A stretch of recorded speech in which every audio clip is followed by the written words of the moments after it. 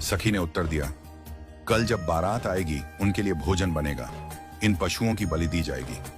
शबरी का कोमल मन इस बात को सुनकर विचलित हो गया। रात के अंधेरे में वह चुपचाप उठती है और सभी पशुओं को मुक्त कर देती है। पशु भागते हैं, लेकिन जाते जाते सभी पशु शबरी मियां को मानो अश्रुपूरित आशीर्वाद देते हैं। शबरी घर छोड़ देती है, उसे अब सांसारिक बंधन नहीं चाहिए। वह चल पड़ती है ज्ञान और भक्ति की खोज में और पहुंची महान तपस्वी मतंग आर्षि के आश्रम। वहां उसने गुरु की सेवा की, आश्रम की सफाई, वन से कंद मूल लाना, साधकों की सेवा, सब कार्य करते करते उसका मन एकदम निर्मल हो गया। मतंग ऋषि उसकी सेवा भावना से प्रसन्न हो गए। परंतु जब समय आया शरीर छोड़ने का तो शबरी रोने लगी। गुरुदेव, आप जा रहे हैं, लेकिन मेरे राम जी कब आएंगे? तब मतंग ऋषि बोले, बेटी, मेरे भाग्य में तो श्री राम के दर्शन नहीं है, लेकिन मैं तुम्हारे भाग्य में देख रहा हूं। एक दिन श्री राम स्वयं तुम्हें दर्शन देने चलकर आएंगे। तुम्हें कहीं नहीं जाना पड़ेगा, बस प्रतीक्षा करना। शबरी ने उस दिन से अपने प्राणों में प्रतीक्षा को ही धारण कर लिया।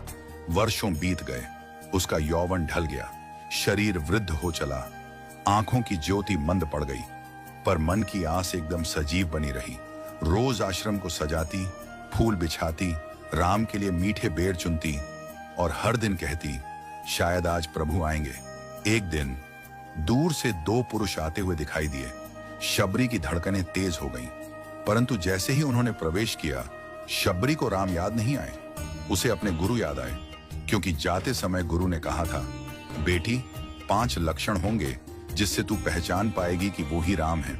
शबरी ने देखा, सरसी जल नयन, कमल जैसे नेत्र, दीर्घ भुजाएं, बाहु विशाल, सिर पर जटाओं का मुकुट, वक्षस्थल पर बनमाला। शबरी गिनती जा रही थी, 4 लक्षण मिल गए थे। फिर बोली, एक अभी बाकी है। राम मुस्कुराकर बोले, क्या ढूंढ रही हो मैया? शबरी बोली, गुरुजी ने कहा था 5 लक्षण होंगे और 5वां लक्षण यह है कि वे अकेले नहीं आएंगे, उनके साथ एक श्याम वर्ण का और एक गौर वर्ण का भाई होगा। अब शबरी श्री राम और लक्ष्मण को ध्यान से देखती है। एक श्याम वर्ण, एक गौर वर्ण, दोनों भाई हैं। शबरी की आंखों से अश्रुधारा बह निकली, वह चरणों में गिर पड़ी। प्रभु, आप आ गए, मेरे जीवन का ध्येय पूर्ण हो गया।